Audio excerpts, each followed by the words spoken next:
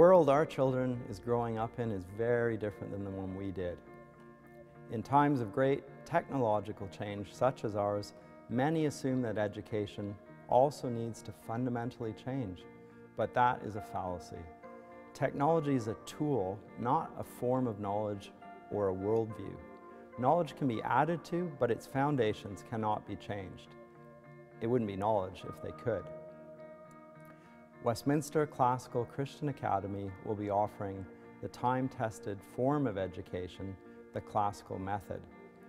It has produced the greatest thinkers, leaders, and scientists in the Western world. It works precisely because it is rooted in an unchanging reality. Because as John 1 verses 1 to 3 declares, everything was created by Jesus, the Word or Logos of God. The created order bears His mark. It is logical. And in Him all things hold together. Truth, goodness, beauty. We can understand and rejoice in it. It is good and right to do so. Western civilization made progress in knowledge based on these assumptions. It is now failing because it believes its own publicity about its progress away from them. The manner in which the classical approach fosters education doesn't adjust the child to society. That's just social engineering.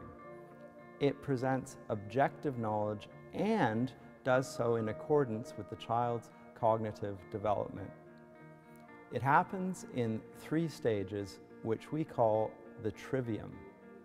It's a Latin for the 3 ways. In our JK-8 Academy, we'll be starting with the first 2. In the grammar stage, the building blocks for all other learning are laid, just as grammar is the foundation for language. In the elementary years, children delight in memorization. They love to imitate. The classical method takes advantage of this predisposition by teaching facts, not in an isolated or disconnected fashion in subjects, but as parts of a whole. The rules of phonics and spelling, the rules of grammar, poems, the vocabulary of foreign languages, the stories of history and literature, the descriptions of plants and animals in the human body, the facts of mathematics. And once again, they are interrelated. By around the 5th grade, children begin to think more analytically. They become increasingly more interested in asking why.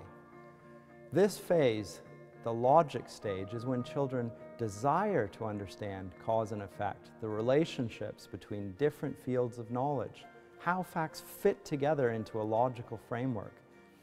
The method of teaching adjusts correspondingly. Connections are made, purposes and ends are identified, fallacies are exposed.